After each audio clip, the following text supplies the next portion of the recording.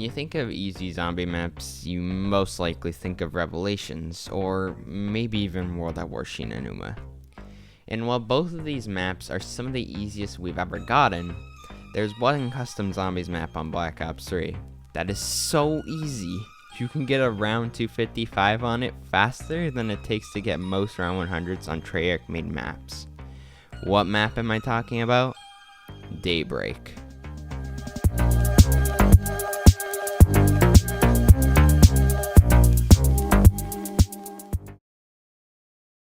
So why is this the easiest zombies map?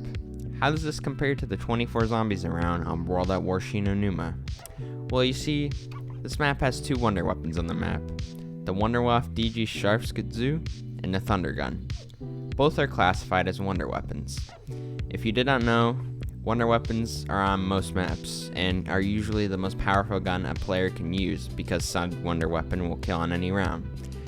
What also makes this map really easy is that, from what I experienced, there is a cap of about 100 zombies around, and there's also a health cap.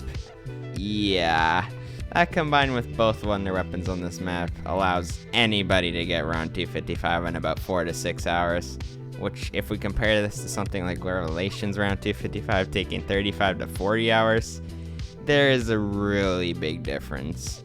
That being said, let's dive into how I got round 255 on Daybreak. Okay, so you spawn in the pack-a-punch room, and I left immediately because this actually, believe it or not, was my first attempt at the map, so I had no idea what I was doing.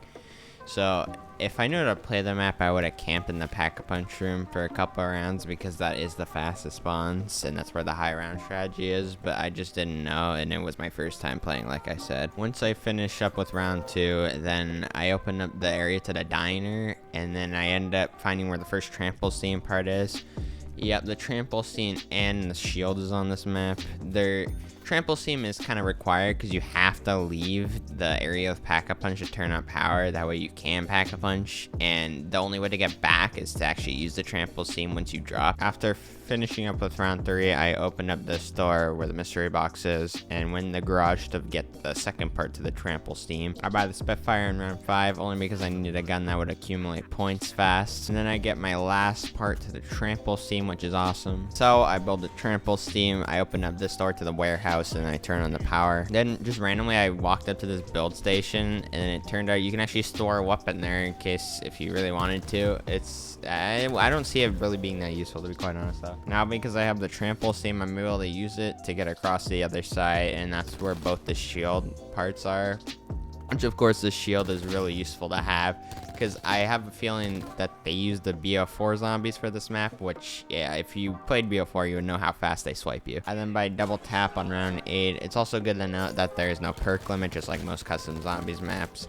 And the reason I bought double tap, of course, was to do extra damage. Until all the shield parts were collected, it was built in the diner, because it's the closest to where you're doing the high round strategy, which, like I said, is in the pack-a-punch area. I kind of just camped in the pack-a-punch room for a couple of rounds because I didn't know that there was a whole bunch of other things that I needed to do. Like, you need to get free Wraith Fires in order to save you a lot of ammo, which definitely, if I didn't have the Wraith Fires, I probably wouldn't have gotten this round 255, I'm going to be honest, because I was running into ammo problems quite a bit.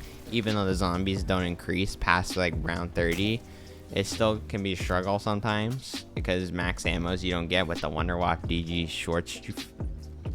Anyways, I pack-a-punch my Wunderwaffe DG Scharfschütze, and it definitely has a cool name, I will say. I know it's like a German name or something, but people kind of like say this wonder weapon is bad a lot. I gotta say it's a skill issue. Come on, all you have to do is hit the zombie, one zombie in the head, and it will kill like 15. Like, it's such a good wonder weapon. I don't know if it's good on Black Ops 4. This is a custom map, of course, so they probably made it better. But on this map, it's definitely quite good. So yeah, at about round 14, I realized, wait, I don't have Wraith Fires, because I did watch a couple people do round 255 on this map, and they had Wraith Fires. And yeah, there's like 10 plus people who have gotten around 255 on this map just because it is so easy. You literally will never run out of ammos. What the fuck? Once you get the Wraith Fires, you're pretty much never gonna have to worry about ammo ever again. because it will pretty much give you a lot of drops. But to get the Wraith Fires, all you gotta do is look for 4, I think it's like 4 basketball hoops around the map, and you just gotta throw grenades in them. It's kind of hard at first when you don't know how to do the lineup, but once you learn it, it's super easy, and it's super easy to get the Wraith Fires, honestly. One thing that I did change was swap out my Spitfire for the SOG, just because it is in the first room. And I put turned on it, and it doesn't, I guess it doesn't matter what ammo mod you put on, but I guess I felt like turn is probably the best one for this. On round 22, I got the Wraith Fires, and my grenades didn't change at first. I thought I didn't pick them up, but it was just a visual bug, so nothing to worry about there. And then once you get the Wonder Waff and the Wraith Fires, you're pretty much set up, because you don't need the Thunder Gun. It's just there, I guess, if you want to get it. But honestly, the SOG with turned is way better anyways. I guess I'll show a little bit of what I was doing for the high round strategy. It's not that hard, honestly. It's a skill around 100, because you have to hit the zombies in the head to maximize your Wonder Waff shots, which is kind of funny. But no, not really. This round 100 is so easy. I know Mr. T-Lexify got it like a year or 2 ago or something like that, and it only took him 2 hours 40 minutes. This round 100, I'm not even kidding, took me 2 hours 10 minutes. The main reason this is possible is, again, there's a cap for zombies, I'm assuming, at 100. So, close to that at least, because rounds were only taking a minute on round 99. And they've stayed like that for round 30. I mean, round 30 it was only taking me a minute. Round 99 only took me a minute to do. So, yeah, I was able to hit this round 100 in 2 hours, 9 minutes, and 38 seconds or something like that. It's really crazy. The real fun in this strategy, though, is when you either get a death machine or an insta-kill, because you can end a round in 58 seconds. Up until this point, I'd only taken one down in round 88, I'm pretty sure. But look at that, man. Oh my god. Round 153, I took my second down. If we take a close look at that again, like 5 zombies swiped me all at once, and I didn't stand a chance. That's literally BO4 zombies behavior on BO3. The only reason it's actually bearable on BO4 is because you have all the OP stuff with like the specials and everything. But if you take those BO4 zombies and put them on BO3 mechanics, oh no. Luckily after that, I didn't take any more downs. I played flawless after that. I would have preferred a flawless round 255, because that would have meant I would have been able to submit to flawless and high rounds for this map on TWR. But I'll take a 255 nonetheless. Oh, and as you see, I'm on round 200. So at this point, I'm only an hour actually away from round 255 right now, which is kind of funny. Usually around 203 is the halfway point to 255.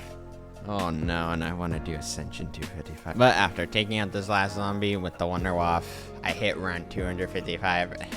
Just seeing that number on my screen made me smile when I was in game. I just don't know, it's such a cool number to see. And I did end up completing round 255 because I wanted to see what would happen.